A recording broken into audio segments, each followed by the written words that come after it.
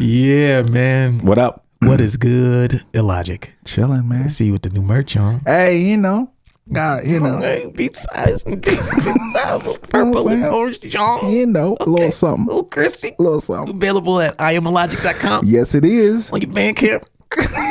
Yes, sir. Yes, Support sir. that man, y'all. Yeah, support the movement. Yeah. So you had a show last night, right? You were live? Yeah. How was it? It was dope, man. Like I basically talked about production and went through some records and like talked about samples and how I pull samples and what I look for with samples and shit. It was dope. Nice. It was really dope. Yeah, I tried to tune in. I kept getting distracted. I had other shit to do. I was like, all good. Yeah, man, it was dope. Also, next Friday, I am dropping my second beat tape. Yeah, it's coming. It's nice. coming. Yeah, it's the Bandcamp day. Yeah, it's a Bandcamp day, so I'm dropping another beat tape. Yeah, I'm thinking about doing some kind of thing for that. Yeah, I don't know what, but something. We'll see. Yeah. We'll see. But yeah, that's dope, man. Yeah, support that man, Illogic. Yeah, super duty tough work. Yeah, you know what I mean. First family. Know what I mean. Shout out to all our listeners, man. I got a inbox message on Facebook. I just started the Facebook page, and I only started it so I could get the Instagram thing working. Right. Didn't really want to make a Facebook super duty. Somebody sent a message like, "Yo, where's the podcast this week? Can you please drop something?"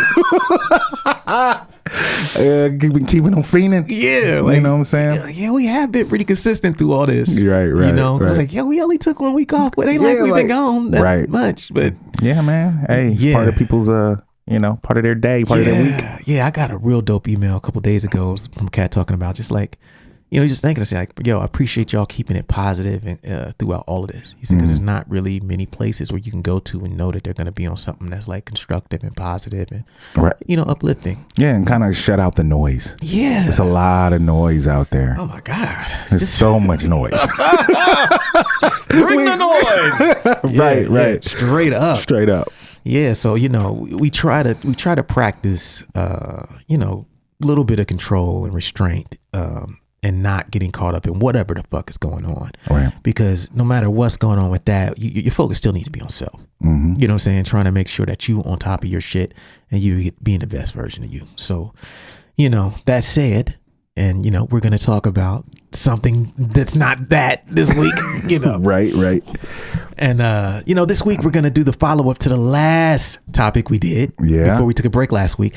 Last week we talked about things that producers could learn from rappers, right? And at the time we said we were going to do a follow-up and it was going to be the things that rappers could learn from producers. Yeah. Because just like there's things that producers can learn from rappers, there's things that rappers can learn from producers. Right. And since we're both, you know what I'm saying? right. Producers. Know what I mean? We've seen both sides of this thing. And so in this episode, we're going to talk about, we got like 7 things that rappers can learn from producers. And we'll take a break and we'll be right back.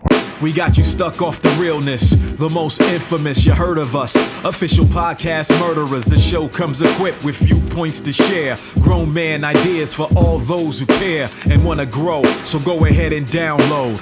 Every single week with a brand new episode. You're not alone in this world, cousin, so we share information and honest discussion and keep repping a culture like we supposed to. They spread gossip, but they never come close to.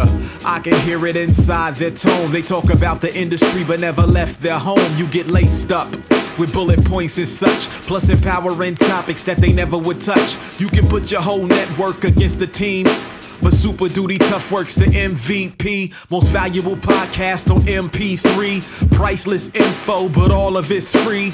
So take these words home and think them through. Super Duty Tough Work is coming at you. You are now listening to Super Duty Tough Work with your host, Blueprint. Raw and uncut. Adult conversations. No shucking, no jiving, and no bullshit.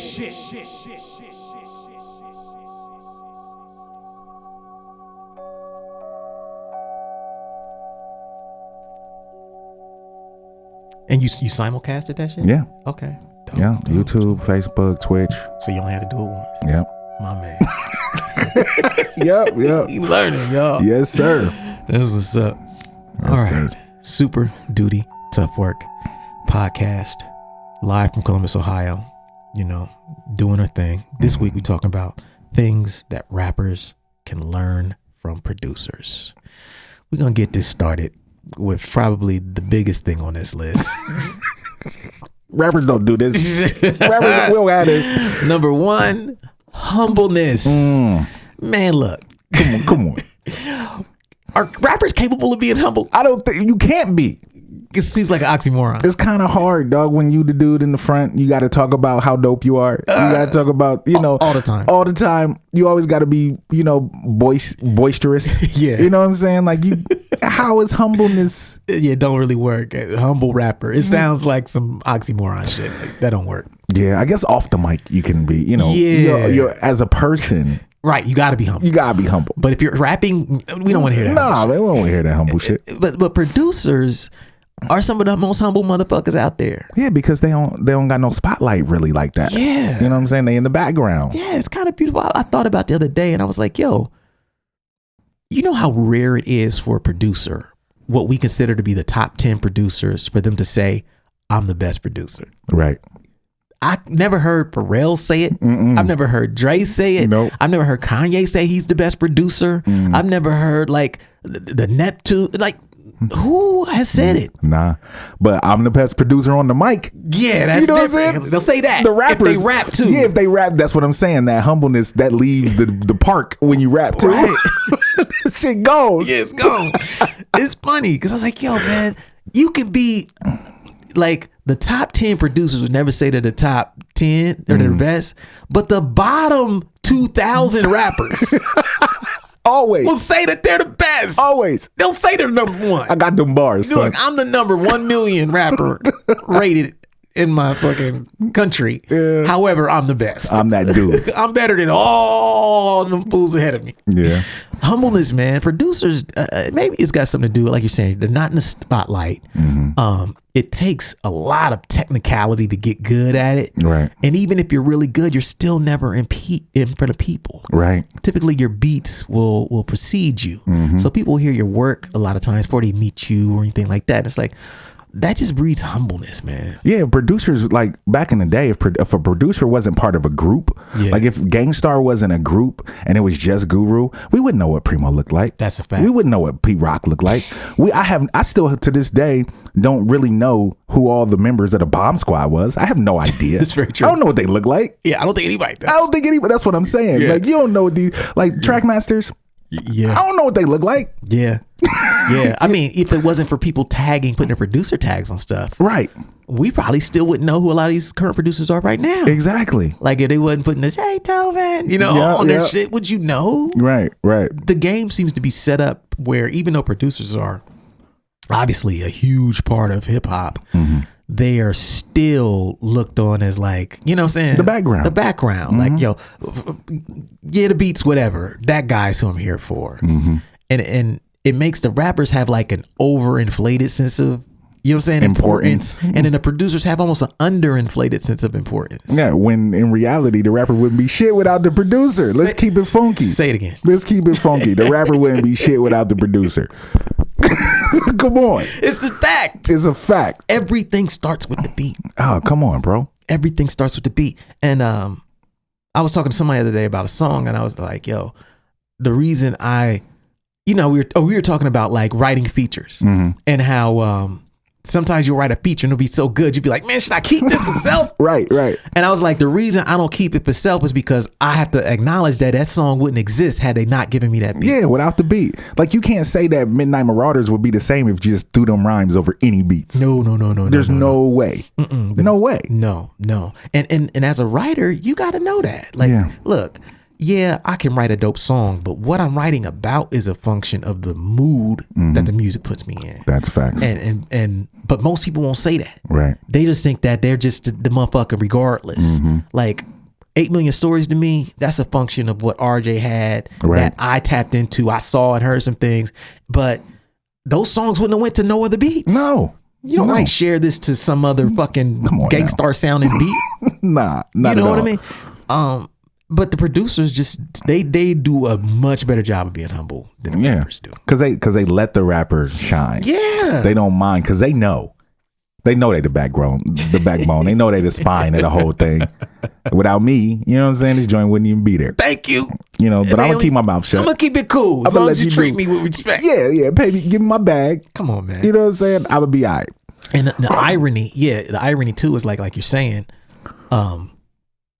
many rappers' careers have been ruined after they left their main producer. Facts. You know, like keeping your main producer. Like look at a group like the Pharcyde even. Right. You know what I'm saying? And like what happened to them post, you know, their producers like, yo, man, you kind of needed that fool. He understood what you were trying to do in a way that you don't understand and your homies don't get. And he's just responsible for your shit as you are, man. Yeah. So be humble. Yes. Okay, so that's number one. Yeah. All right. Number two thing that rappers could learn from producers is patience. Let me tell you about rappers. Tell him, Frank. Let me get in my bag real quick. Talk about these rappers. The problem with rappers, man, these fools want everything right then and right now. I've been just a rapper before. Yeah. So I can definitely agree. Every part of their craft, especially now, people are bragging about how fast they can do it. Yep. How quick they can write a song. Yep. How quick they can put out a mixtape. I recorded this yesterday. It's on SoundCloud tomorrow. It's on Spotify tomorrow. Same day. This thing breeds a lack of patience in rappers. Most of these rappers, prior to like Kendrick's return and his emergence, were not even caring about putting albums together that were cohesive. Right. No fucking patience. They just want to rap. And they just want the success right then and right now. And that couldn't be more opposite to how producers view the world. Yeah. There's nothing fast about production. Nothing at all, dog. Listen to records. Yeah. People be like, how long it take to find a good sample print? I mean, as long as it takes. Yeah, like doing my show last night, in an hour, we listened to 2 records. See? I had 5 out. Real time. Yeah, real time. No shortcuts. And I was even skipping around. Yeah. And it still took 2 hours to listen to 2 records. See, or an hour to listen to 2 records. Rappers don't get that. No. They don't necessarily get that patience you have to have with the process. They're just like, look, man, I wrote this rhyme in 10 minutes. I laid it down in 10, 20 minutes. I expect to blow.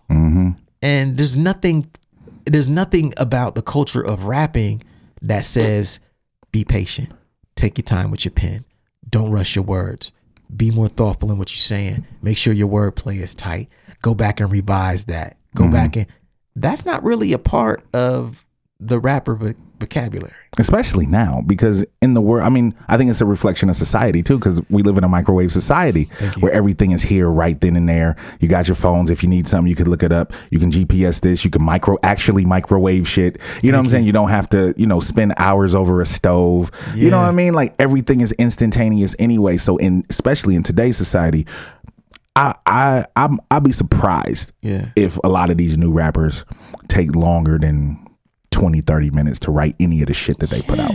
Like, yeah, it's fucking bizarre, man. Like you never hear them being patient. Like a rapper will literally be like, number one, I ain't even no rapper, y'all. He'll hit you with that.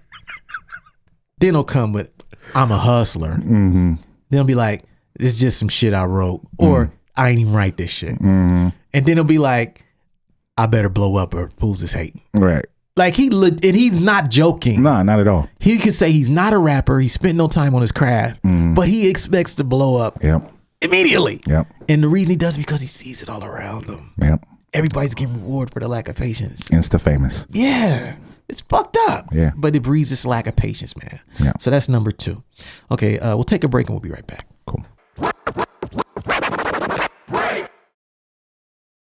What's up, everybody? Here to let y'all know we got a brand new 7-inch available on the weightless.net web store right now. The name of the record is Let Us Pray, and it's by the Thermites out of Reno, Nevada, featuring myself, Blueprint on the Rhymes. As you can see, we're dealing with some beautiful clear vinyl right here. The A side of the record is the vocal version. The B side of the record is the instrumental version. And just so you know, there's only 500 copies of this record, and I've only been given 50 to sell total. That means that if you want one of these records, you better act fast. This is the Let Us Pray 7-inch available exclusively at waitlist.net. Get yours before they run out. Peace. To us, but to them, it's really small. I guess we still need faith like Biggie Smalls. Enjoy the quiet and meditate. Silence the mind, thinking of a better day. Let go of yesterday. Give thanks to the sun for another day. Let us pray.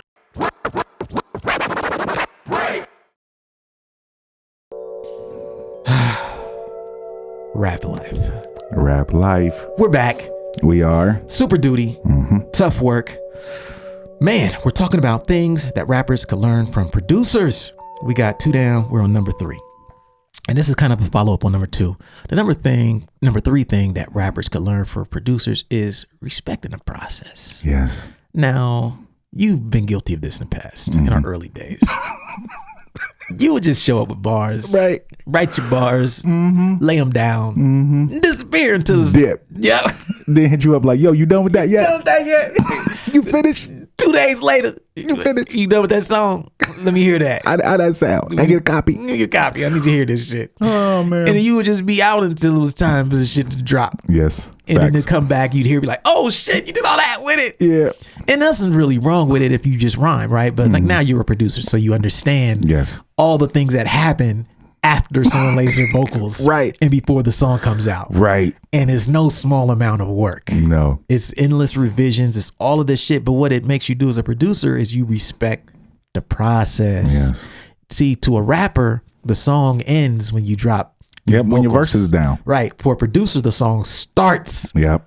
when you get their vocals. Now the songwriting and the song creation process can start. Yeah, I had a beat and had a rhyme, but we haven't molded this into nothing. We haven't yet. produced it. Thank you. It has to be produced. Yeah, and that's the biggest difference, man. It's like, as a rapper, you find that many rappers don't necessarily respect the process. Well, because they don't understand the process. Yeah. I think that's part of it. Because I didn't understand. I didn't know what mixing was. I mean, I knew what it was, but like knowing and sitting and going through that process, Yeah. that's a whole nother animal. Mixing my album took like 6 to 8 months. Yeah. And I only got 12 songs. You know what I'm saying? Like, that's a process, you know, but writing that rhyme took a couple hours. Max. Dropping the rhyme maybe took an hour. Yep. Yep. 3 hours, I'm done. You know what I mean? Right. Not no 6-8 months. Nah. You know? Yeah, it's so true. It's a different thing, man. Yeah. And you know, it kind of goes back, you know, we talked about just patience with the process. It's easy for rappers to kind of miss these things because they're not patient. They see so many other people blow up immediately. You know, even sometimes they'll hear a beat and they don't necessarily connect everything that goes on with the beat. You know what I'm saying? Into, okay, this is this big, long, ongoing process. Right. You know, and this is the beginning of trying to create something special. So they'll dip out. They'll kind of unappreciate the producers. They don't care about none of that other shit. Just let me come in and do this real quick. I'll be out, and then that's on y'all. And in doing so, their lack of understanding really kind of it stops them from growing as artists. It does. Because look at how much you've grown since you've kind of learned now by producing your own album. Like, oh, wait a minute. Yeah, this is different. I see what Prince was doing in 99. Right. Like 20 years ago, he been doing this. And I got a computer now. Yeah. He didn't have a computer He then. ain't had no computer. He did it the old way. Yeah. The hard way. You know, so it's not necessarily good, but I think rappers my advice is sit in with your producers. See what the people who produce your records actually go through in terms of, okay, what happens after I leave? Yeah. Well, how long does it take to mix a song? Right. What do you have to do to all these sounds before you even feel comfortable mixing a song? Right. How do you clean up this audio? How do you switch out these sounds? How do you make sure this stuff isn't clashing? How do you get this to fit right there? Right. My vocals sound crispy. What's the vocal chain look like, bruh? Share that with me. Like, learn about these things. And when you go through that, you'll see like, yo, man, the producer's importance is so understated in music and hip hop. But once you learn the process, you will respect the crap out of it. Yeah. Facts. So that's number 3. Okay. Number 4 thing. Huge.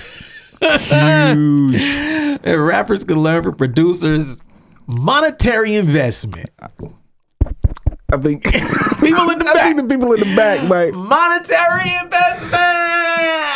can't. Rappers just get pen and paper. Not even pen and paper anymore. It's their phones now. Thank you. They don't even got to buy a pen. Cost them nothing. Cost them nothing. Zero investment. Zero. Show up. Don't pay for studio time. Nope. You know, don't want to pay for beats. Nope. Don't want to pay for artwork. Don't want to pay for logos and design, t-shirts, merch. They don't pay for nothing. Pay for nothing. Zero. They probably don't even want to pay for Wi-Fi. Facts. You know, don't want to pay for their SoundCloud, deluxe account. You know, keep the free version of that as long as possible. Rappers exist in this world where they literally have to pay for almost nothing. Facts. And producers live in a world where you got to pay for almost everything. You have to pay for you do have to pay for everything. Yeah. Usually in most instances, like our instance, like most instances, the producer is usually the dude that runs the company. Yeah. The producer is usually the dude that does most of the stuff, that has the studio, so he has to buy the equipment. Yeah. The producer most likely is a DJ, so he's bought turntables. Mm-hmm. He has all of this equipment there already. He has to make these investments in order to do what he's good at. As a rapper, you just walk around with a pen and pad back in the day, in your book bag, and that was it. And some headphones. You had a Walkman. You had to buy you a Walkman so you could listen to the beats that the producer made.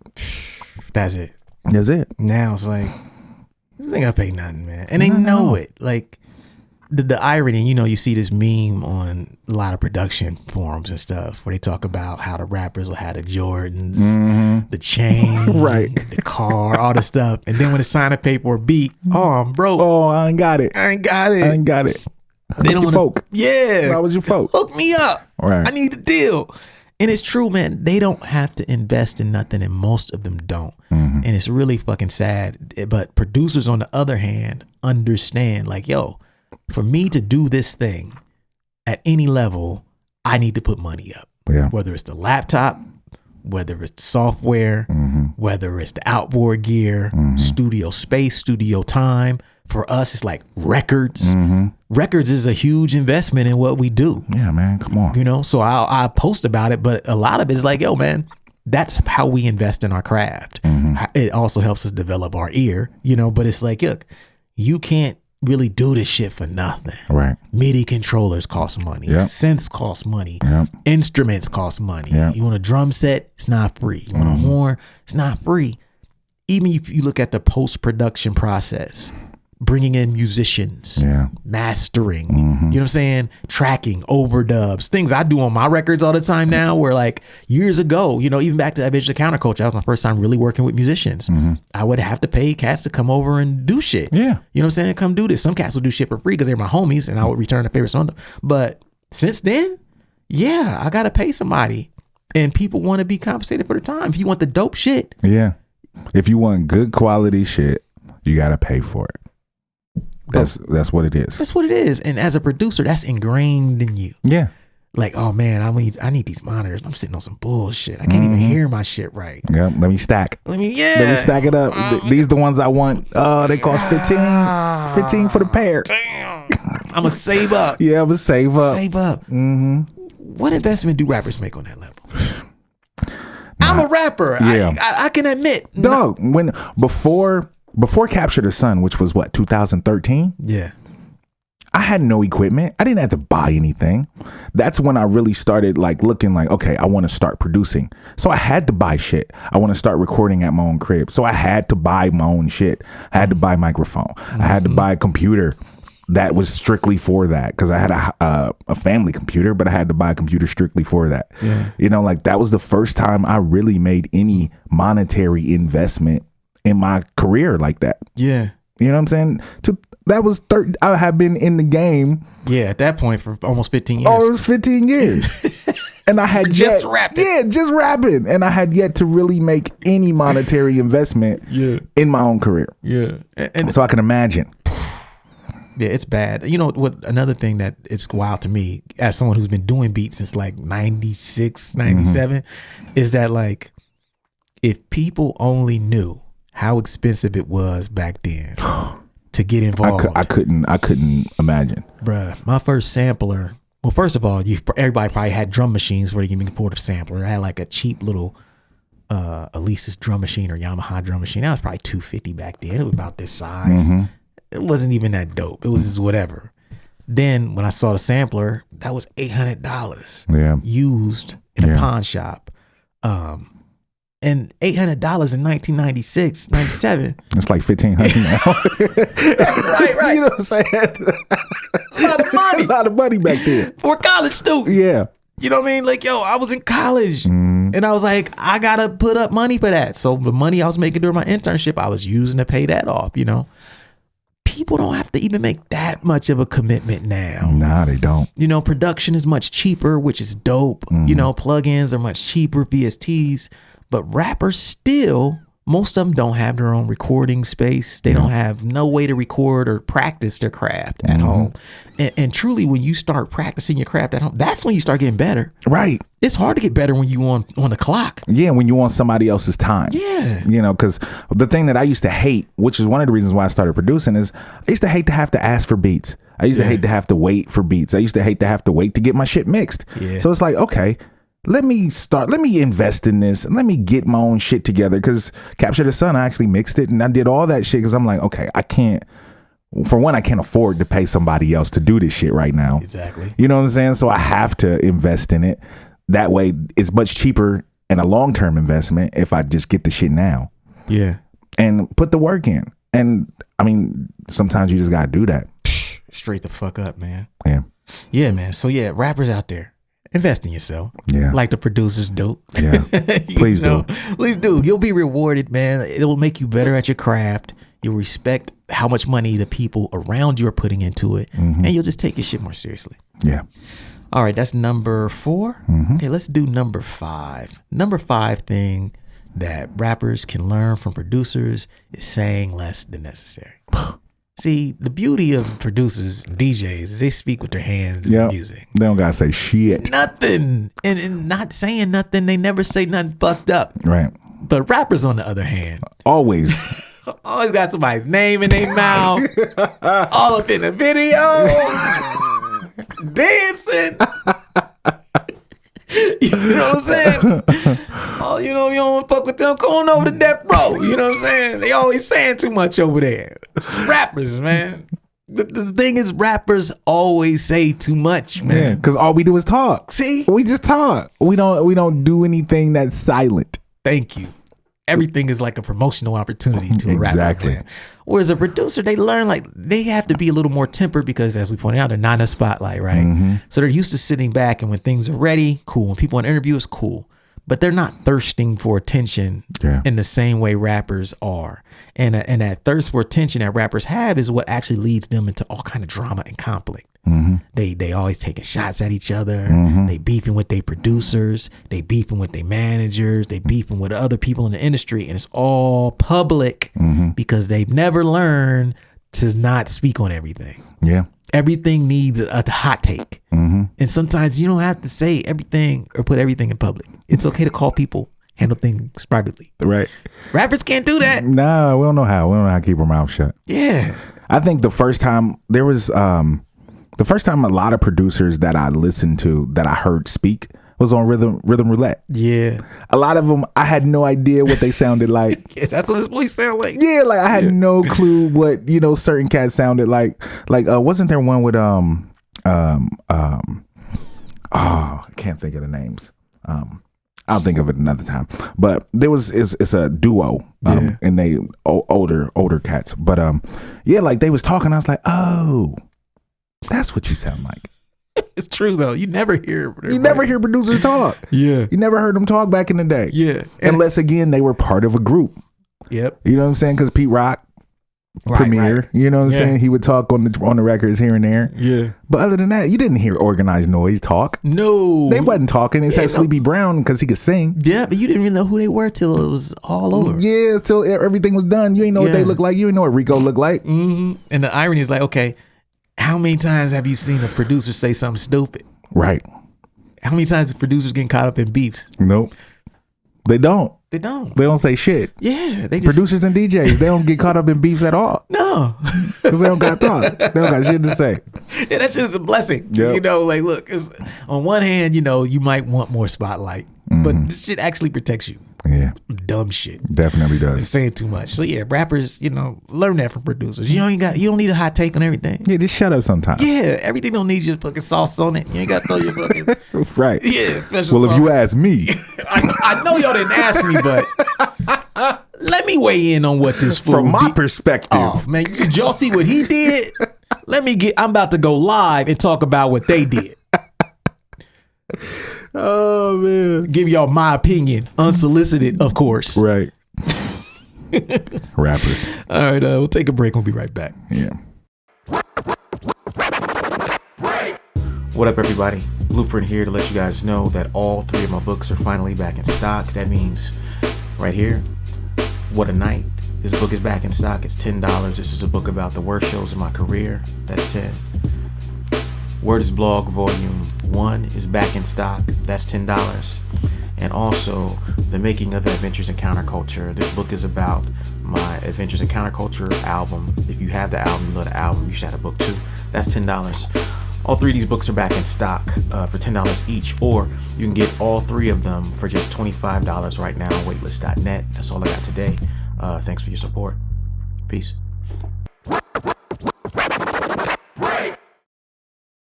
Super Dute. Tough week. They know. They know.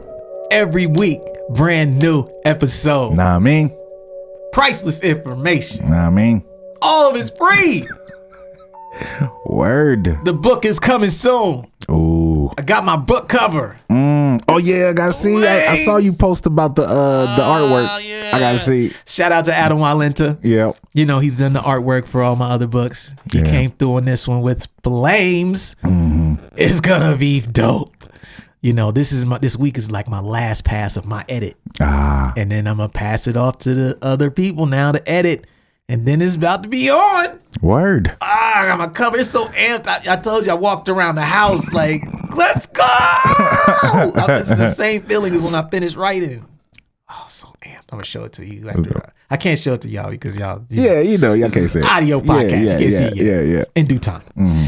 But yeah, anyways, back to this topic. Things that rappers could learn from producers. We got 2 joints left. Mm-hmm. Number 6 thing that rappers could learn from producers is study. Studying. Yeah. I think it's pretty much impossible to be a producer without studying music. Nah. You know what I'm saying? Like in some way, you have to study your software. Mm-hmm. Then you need to know enough about music theory, count bars, measures, tempo, things like that. Then you have to understand the style that you're working on by studying other producers. What are they doing? How they do this? How they program that kick? Why that 808 sound like that and mine sounds like shit? Why does that break sound so funky? How do you chop that up? What break is that? This is all study. Years of my first 2-3 years of my time making beats was study. Yeah. I'm trying to copy Pete Rock. I'm trying to copy Primo. I'm trying to copy the Bomb Squad. I'm failing, of course, but I'm trying. Yeah. And in doing so, I'm learning. I'm studying. I'm trying out weird time signatures that don't work. I'm trying to learn what sounds good and what don't. Right. I'm trying to learn music theory enough so I can transpose my samples so they all sound funky together. Right. This is shit. This is way more than I had to study when rapping. Oh yeah, all I had to do was watch a couple videos. This rhymes with this. Yep. You know what I'm saying? It's an extension of talking. We already know how to talk. It's not like a completely new thing to people who can speak well, right? Right. But production is different. It requires study. And even then, it requires constant study. Yes. So like what we know right now about production will change in 2-3 years. Yes. As new technology is introduced, we constantly have to update our skill set. Constant study. I don't feel like rappers have that. I feel like as long as a rapper knows what current rappers are doing, he can make his claim to be quote unquote the best and dope. Yeah. He can say, I'm the dopest rapper, having never listened to any rapper who's been rapping longer than 2 or 3 years. Right, because all you gotta do is rhyme. Yeah. Everybody know how to rhyme. You've been rhyming since you was a baby. You seen the ABCs, you're rhyming. Right. Whereas I feel like production, even if you are on some right now shit, most of these producers know their history. Oh yeah. They know the greats. And a lot of them can actually play instruments. Yes. So that takes study in itself. A lot of them can play the piano at least, if nothing else. Yeah, it's like you would never see a motherfucker pick up the guitar without knowing who Hendrix is. Right. But people pick up the mic every day without knowing who KRS-One is, Chuck D is, never heard a Jay-Z record, never heard a Nas record. Yep. And then they'll talk about they're the best, having no historical context for the art form that they are practicing. Yeah. You're not picking up no guitar without knowing Clapton. Right. Hendrix. Right. What? Yeah. But here you are. Grabbed the mic last week. You the best this week. Yeah, you don't know Rakim. Don't know Rakim. Never heard the name before. Come on, bro. This is the truth. Like rappers, we should be studying more.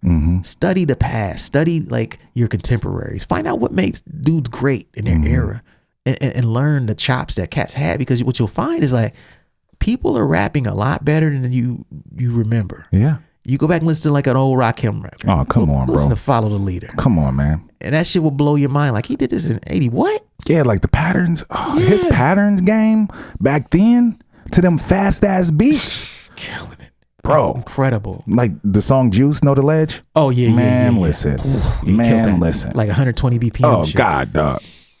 People don't, you have to go back as an MC and study. And then sometimes I tell cats like, yo, the best way to study some stuff is to actually learn the lyrics. Oh, yeah. Like listen to Know the Ledge until you learn the lyrics. And you'll hear the patterns. You'll be like, holy shit. Yes. He did this when? Yeah. This is incredible.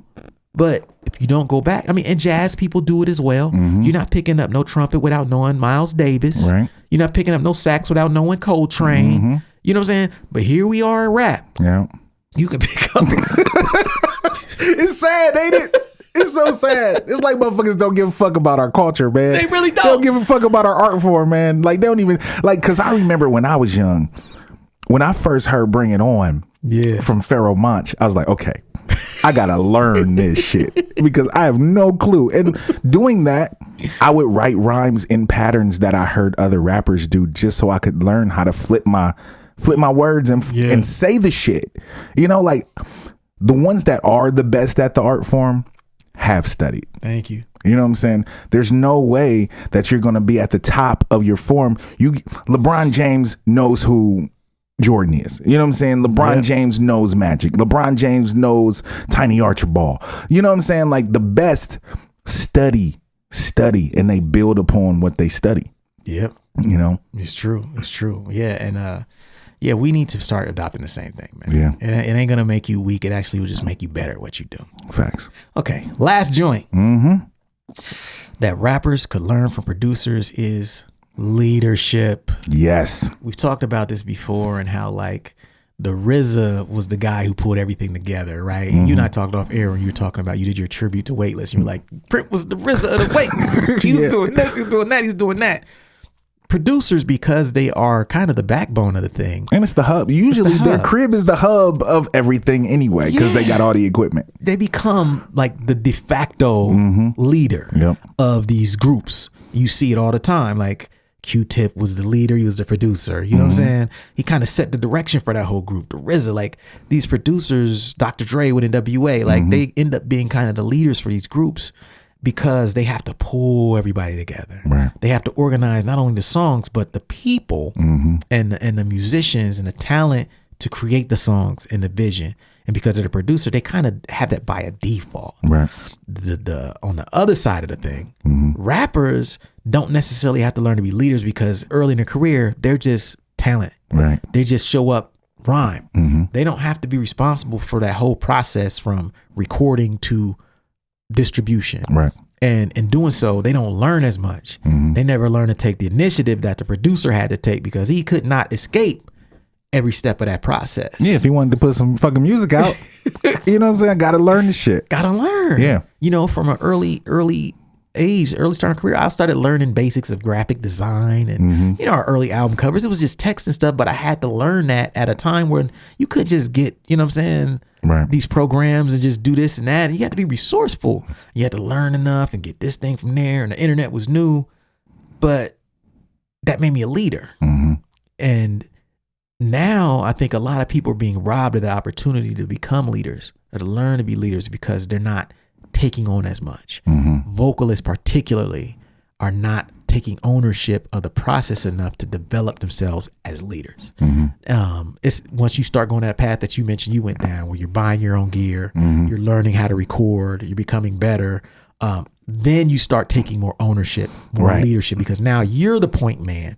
It's your job to bring in the beats, to mix, to sequence, to get it mastered, to get the artwork, to see it through. But so many rappers could really learn from producers in terms of how to be a leader and bring people from different areas together to successfully create a project. Yeah, and really leadership is a culmination of everything else on this list. Facts. You know what I'm saying? Everything else on this list is part of becoming a leader, being humble, being patient, respecting the process, monetary investment, saying less than necessary. Yep. You know what I'm saying? Like all of these things, studying, all of these things are what leaders do. And that's why they're leaders, because they have a lot of these attributes and probably many, many more. Facts. So that's it. That's it. I'm going to read them back. Things rappers could learn from producers. Number 1, humbleness. Number 2, patience. Number 3, respect for the process. Number 4, monetary investment. Number 5, saying less than necessary. Number 6, studying. And number 7, leadership. Word. And we'll see y'all next week. Word. Peace. Thank you for listening to Super Duty Tough Work. Subscribe to the podcast on iTunes. Follow the podcast on SoundCloud.